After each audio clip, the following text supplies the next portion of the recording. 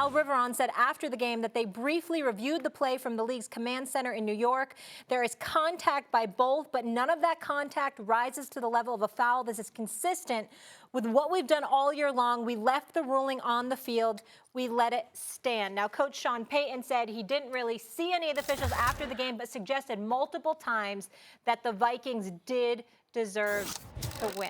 I did not. I don't ever want to hear Al Riveron say consistent in a sentence.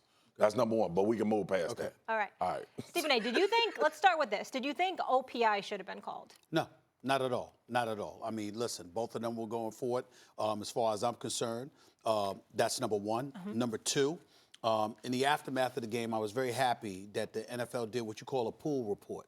That's when you allow the officials to speak to the media, because we know that over the last several years, albeit with legitimate reasons, that the Saints use every opportunity to complain about the officiating. Number three, less turnovers on the part of the Vikings, a more effective running game on the part of the Vikings. Defensively, the pressure that they were applying to Drew Brees, more effective.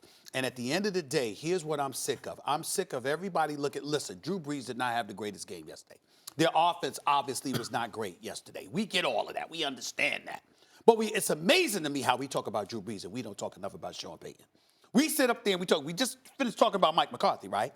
You got a Super Bowl championship, right? And then after that, you haven't been back to the Super Bowl with Aaron Rodgers. Well, what the hell is Drew Brees, chopped liver?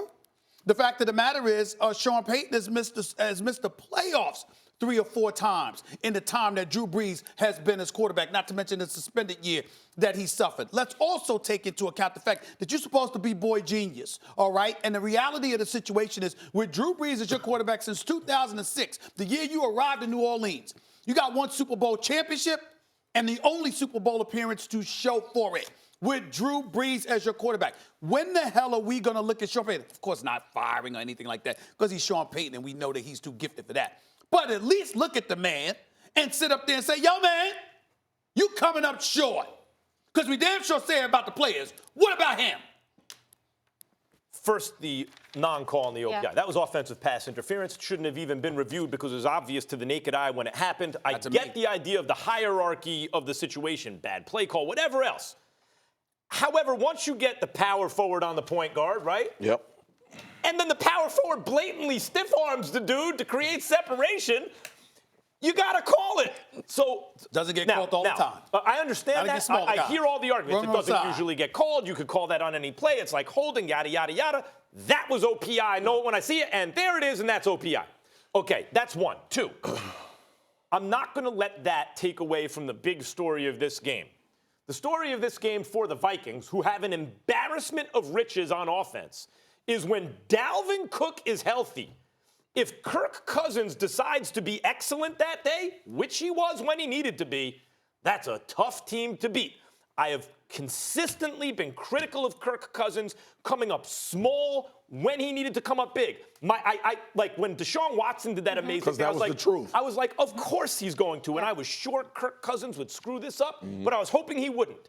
And he not only didn't screw it up, he was excellent when they needed him most. He deserves that credit.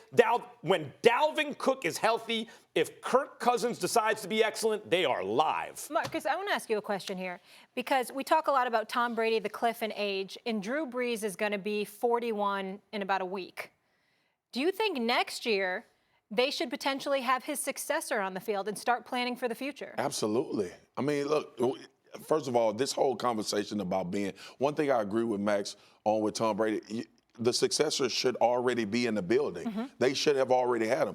Now, the Saints have Teddy Bridgewater. I don't know if that's their plan to move forward, but they do have a capable guy in the building. New England, on the other hand, we have no clue what they're going to do behind Tom Brady. Here's the point, though, I want to make about the Saints and what you just said, Stephen A., because I don't agree with it.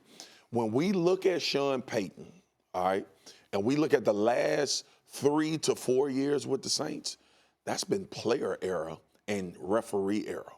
That ain't been Sean Payton. Giving up that pass to Minnesota as simple as making a tackle, all right, on that play. We look at last year with the Rams. Obviously, we know what happened and transpired. And then this year, now, this is what I will say. Dennis Allen, the defensive coordinator, This just happened to you with George Kittle against San Francisco, where you put a smaller guy on a tight end and gave up a win. That's what you did. This ain't nothing we fishing for. That's exactly what you did.